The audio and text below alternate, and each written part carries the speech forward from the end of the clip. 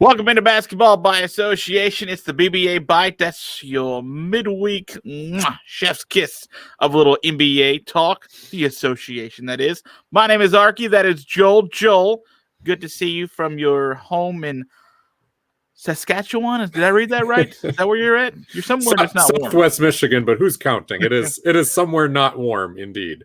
The snow continues to pile up. We're 70 degrees in Alabama. That's kind of weird. Gotta be honest with you. You're just creating new reasons for me to hate you out of jealousy. It's friendly jealousy, but I still hate you.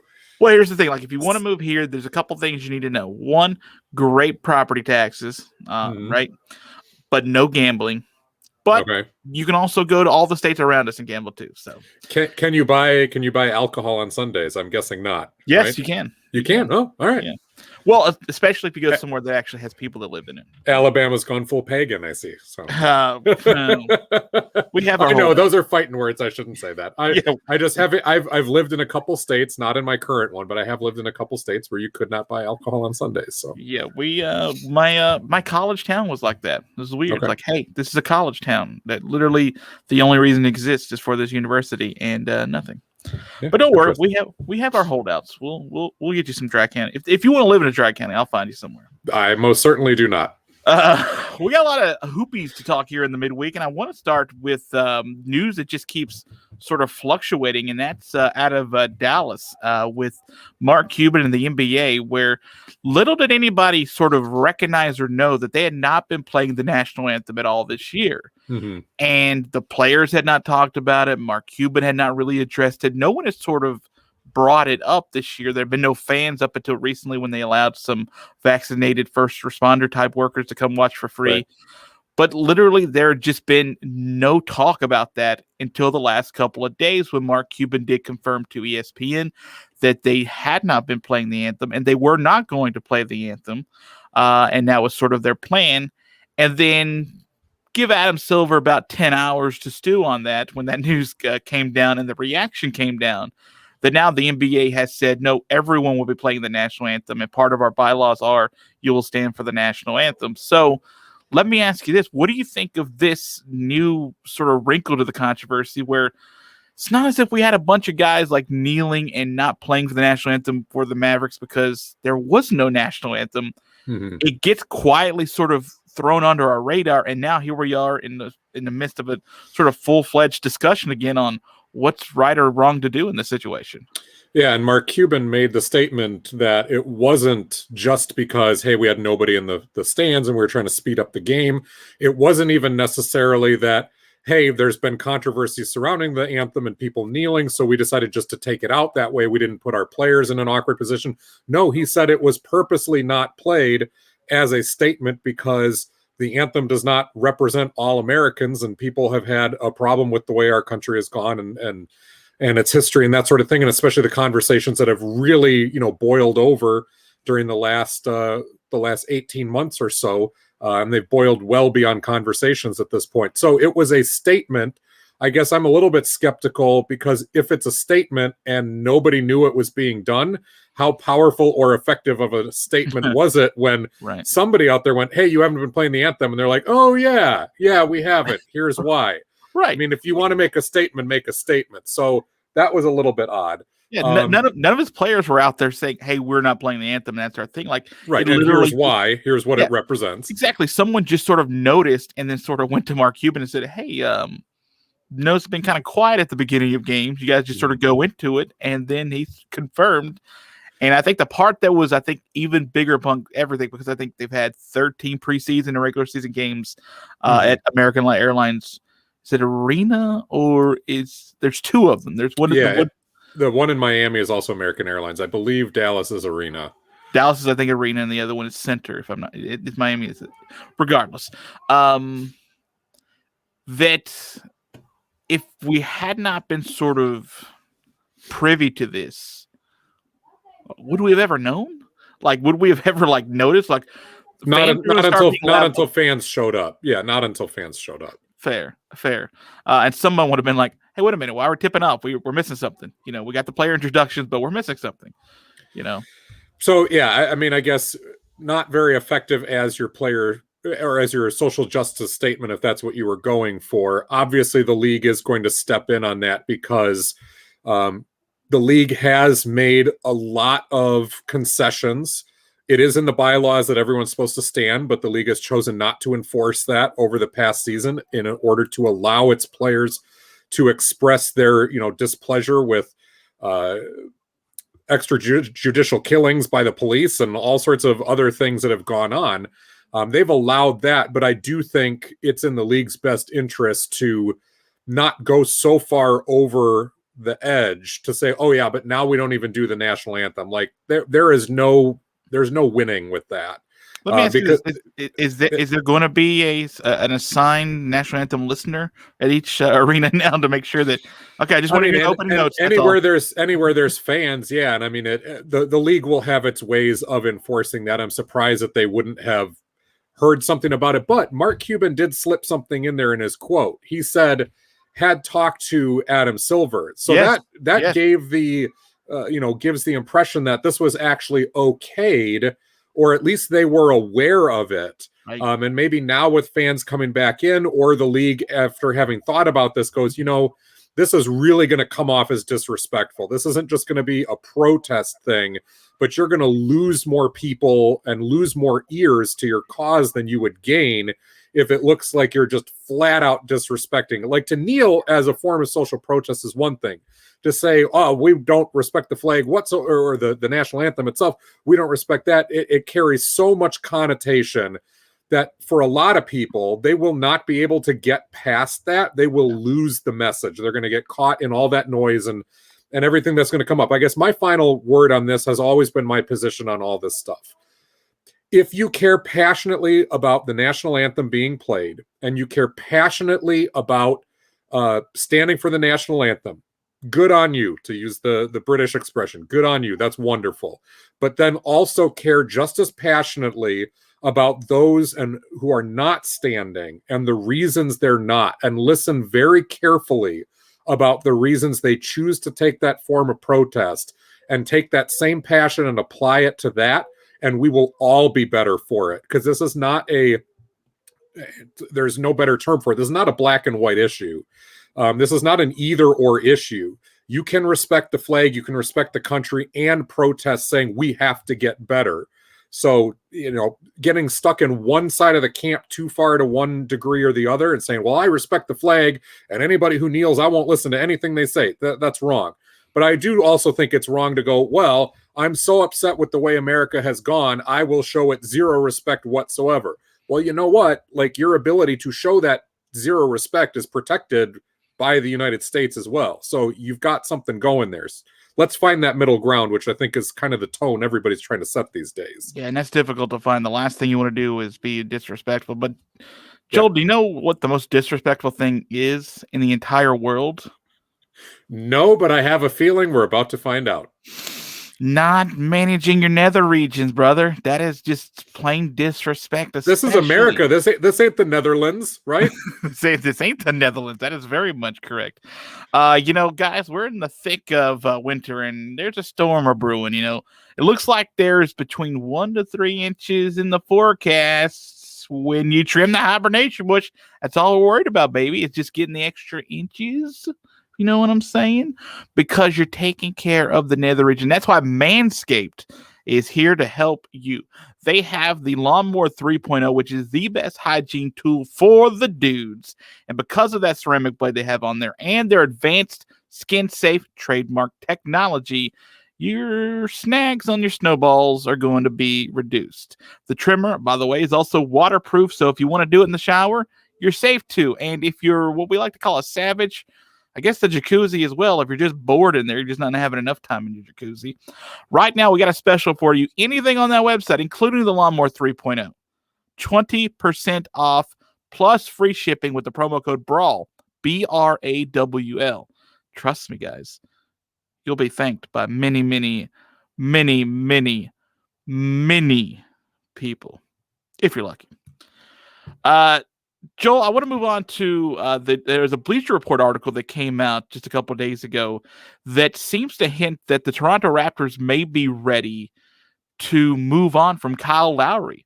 which is interesting because I don't think it's a prospect I've thought of going into this year, or maybe they didn't.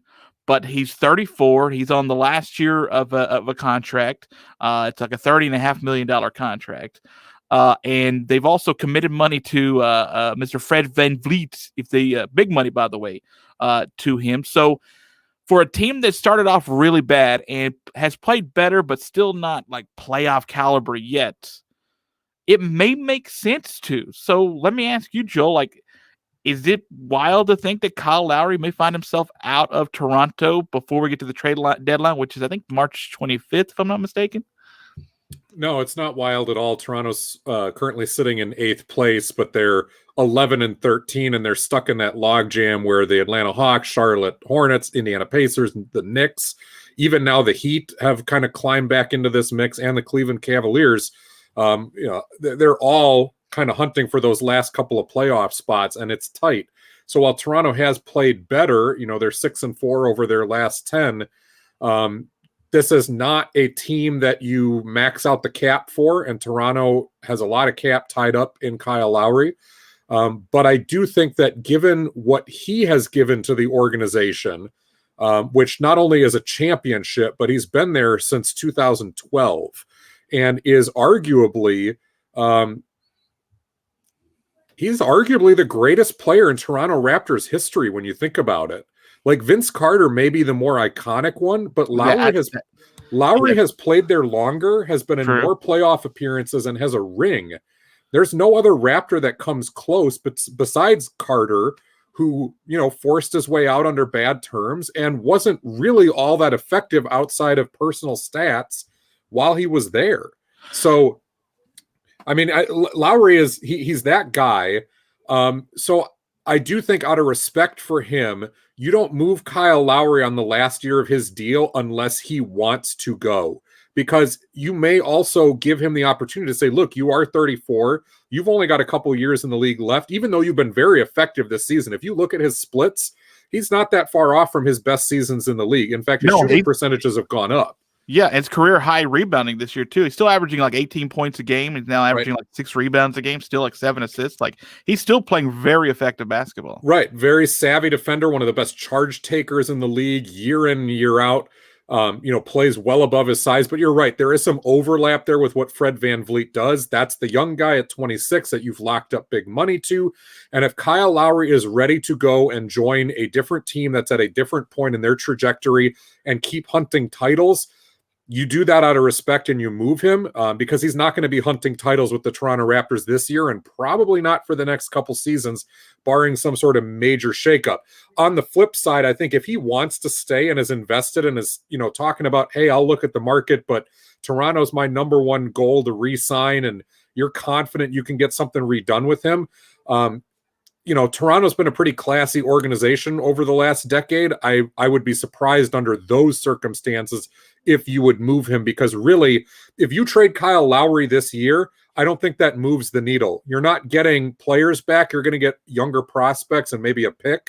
Mm-hmm. That doesn't move your playoff needle this year. If you keep him, that doesn't really change where you're at, which is hunting a low playoff seed, and then you reevaluate next year. Well, the next topic I'm going to have, we'll get to in a minute, is a possible place where he may go, but I'll get to that in a minute. I want to ask, so by the way, and Kyle Lowry for me is like sneaky old. Like, I did not know he was 34. I thought he was like 31, but like he has sneakily been there for a long time. I've been in the league he started with the Grizzlies in 2006. I mean, it's been a while already. Yeah, it's been a long time. But again, still playing really, really good basketball. It's still a guy you would want on your team.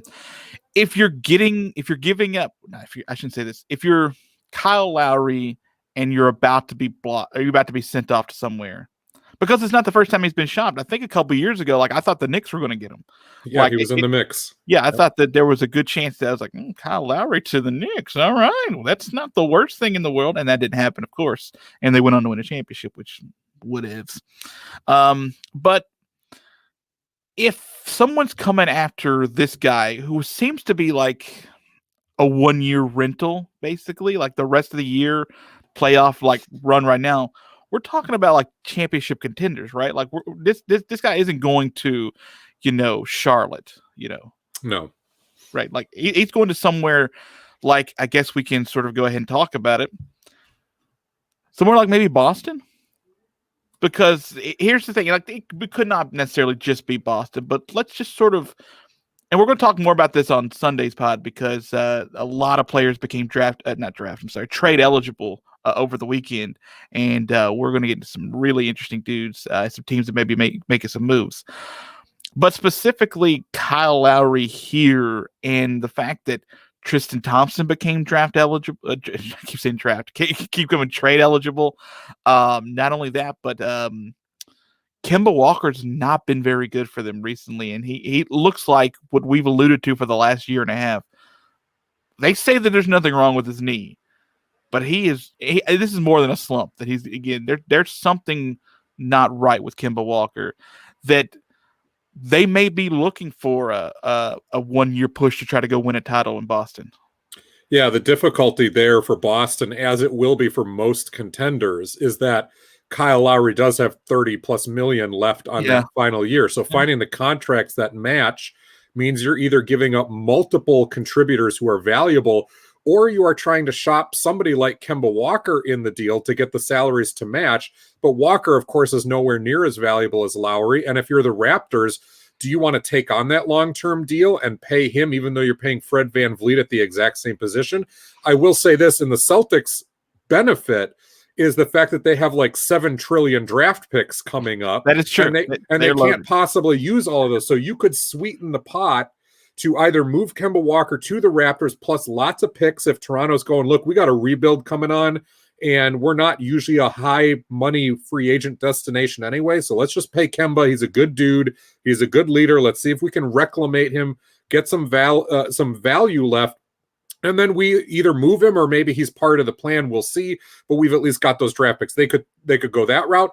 Or you take Kemba Walker in a third team deal and you're shipping him to, basketball Siberia, which is going to be like Oklahoma City at this point, right, where they're just going to eat that money and like they did with Al Horford and just see what happens because they are in a full-blown rebuild. So Boston could get it done. There's always a way to make these things happen, but contenders are always in that tight spot where you either have a dead money guy that you can match this up with, and you're going to have to sweeten the pot with draft picks, which not a lot of contenders usually have that many floating around. Boston does. Or you're having to get rid of some of your useful players and you're doing like a 3-for-1 deal to make it happen and get the numbers to match up. Yeah, I want to hit on that just a little bit more, plus sort of the Celtics struggles, because I think it's fascinating. Plus another place that was mentioned in this Bleacher Report article from a coach in the Eastern Conference to sort of compare a place that made sense for the type of player he was. But, first, we got DraftKings on the board, man. And if you want to make money while you're watching Kemba Walker hopefully get back on the bench and Kyle Lowry get you some rebounds, man, DraftKings is there to help you out, bud, right? Yeah, not only is DraftKings there to help you out, but of course we here at BbA and our parent network, the mothership, the Brawl Network, we're all in this together. Yep. We want to see you make some money. That's what it's all about, really.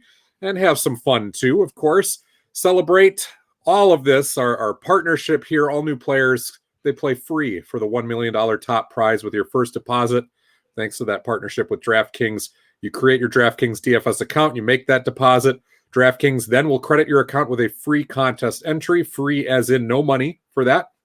You draft your lineup, you compete for millions of dollars in prizes, and you can do that by going to dkng.co/partner to play. That's dkng.co/partner. Act quickly. The offer is limited time only. It's a minimum $5 deposit. Eligibility restrictions apply. See DraftKings.com for details. So the quote in the article from an Eastern Conference coach says that Kyle Lowry is a very Miami type player.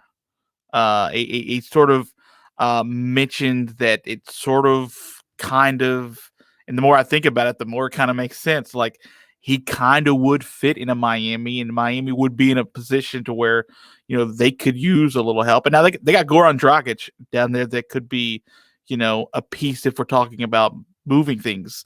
So there could be suitors. Do you think Miami could be interesting as one of those suitors?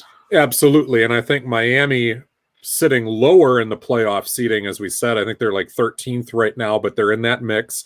And Boston, who was first place in the East, it feels like 10 days ago, Yeah, has fallen to 7th or whatever. They've lost 8 of their last 12. Yeah, so it's fluid. So Boston might be desperate to shake things up. I think Miami, I don't ever say the Heat are desperate. They're very calculated in what they do, but they're probably motivated, highly motivated to continue adding big names as they've done. That's how they got Jimmy Butler. We know they're always in the mix, kind of like New York is. They're always mentioned when it comes to hunting big free agent names. That's the way the Houston Rockets used to be. So no, I don't put that past them. They do not have the draft cachet that Boston does. But you're right, Dragic is a one-year player who would fit nicely in Toronto as the backup, another veteran guy, and then maybe he becomes part of the rebuild there, or you let him walk. But Miami does have some other younger players that are likely going to have to be involved to get a deal like this done, and it might be painful for Miami Heat fans. I don't think the Heat are going to give up Tyler Hero in any deal unless it truly is a top flight superstar. Yeah. And in that case, we'd be talking like that James Harden deal, maybe Bradley Beal if they considered him along that line. But sorry, Kyle Lowry, you're not at that tier. As great of a player as you are an all-star. But I think not a 34, especially. Yeah. Kendrick Nunn gets thrown in there because he was a guy who was very valuable to them last year and now has kind of fallen out of the rotation. But he's locked up for 3 years and $3 million. So he's shown he can be productive. That's an attractive trade chip. It's probably not enough. Do you start looking at Duncan Robinson involved in a deal like this? I mean, he's been a flame-throwing three-point shooter, but as we saw in the playoffs last year, and as you have seen during stretches of this season, when teams figure him out, which they do, there's not a lot else that he brings to the table, and they will attack him on the defensive end to play him off the floor. So there's a lot of growing that Duncan Robinson needs to do, much like Kyle Korver did and JJ Redick did when they first came into the league. Like, you can be valuable, but to go beyond just a one-trick pony, it's going to take a couple years. And Duncan Robinson is 26 already. So that's a guy I think that should be considered in a deal like that. And then Precious Achiuwa, who they just drafted and doesn't really have a path to playing time in Miami. That's clear right now because he plays the same position as Bam Adebayo. I think both of those guys are malleable, that they could play together, but you got Kelly Olynyk, and he's locked up for a 4-year deal. I don't think Toronto or anybody is touching that deal at this point. And Myers Leonard on a 1-year deal, you could move him, but that's not an attractive trade chip. That's trade ballast, and he's hurt for the rest of the year. So there are ways to get that deal done, but I do think it requires one, maybe even two of Nunn, Duncan Robinson, and then Achiuwa. And Miami's got some other younger guys like KZ Okpala who have looked okay at times, but I don't know that they move the needle for a contender necessarily. And we're still talking about like half a year, for a dude. And again, like, we're also trying to match contracts and stuff. It's a little complicated, but not. Go ahead. You feel good if you make that deal. If you're Miami, you are the type of place that people usually stay, both because of the weather and also because it's that organization. And if Lowry is that great of a spirit animal fit for them, right, you're pretty confident that you're going to be able to get something done to keep him. Let me get you out of here on this. If you were to sort of rank 1, 2, 3, what do you think would be the most likely destination if Toronto moved on from him at all, that Kyle Lowry would sort of find himself in by the time we get to March 25th at the latest? Miami number 1. I would say Boston number 2, and I'll put a tie for 3, either the Lakers or Denver, just because the Lakers, including to add their war chest. Now, I haven't looked at their cap numbers to see how they would make that work.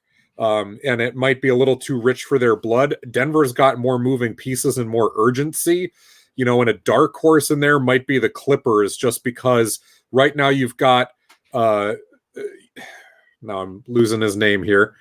Patrick Beverley, there we go. You got Patrick Beverley ostensibly running the point guard position, but he's been in and out of the lineup and not quite the same player. And you're definitely hunting a ring if you're the Clippers, just like the Lakers are and just like the Nuggets are.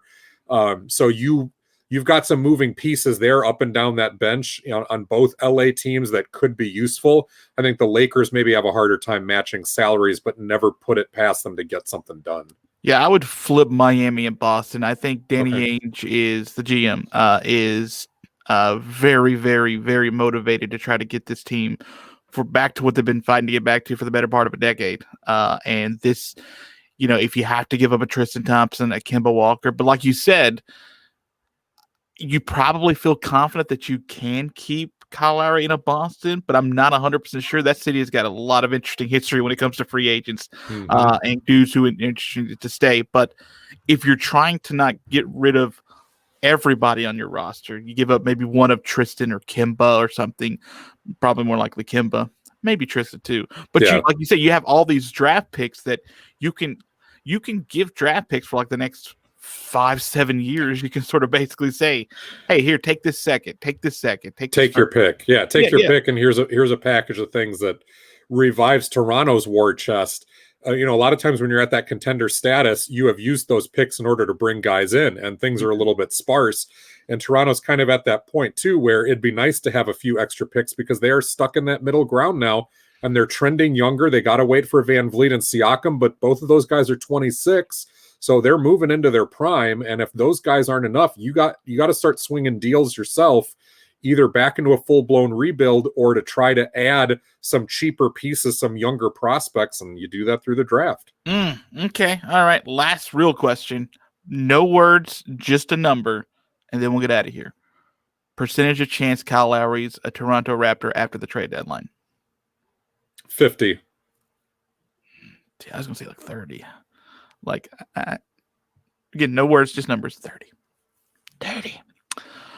All right, that's going to do it for us. Basketball by association. The BbA Byte is over. Hope you guys enjoyed that talk. Coming up this weekend, we'll have a lot more trade discussion because, as we said, we got a whole bunch of dudes who are now trade eligible, and that basically just means it's been 3 months since they signed the free agent contract, and we can start talking deals, son. Yeah, one of the most fun times of the year. Yes, sir. Yes, sir, indeed. So, Joel, say goodbye to the good people. Goodbye, good people. Goodbye.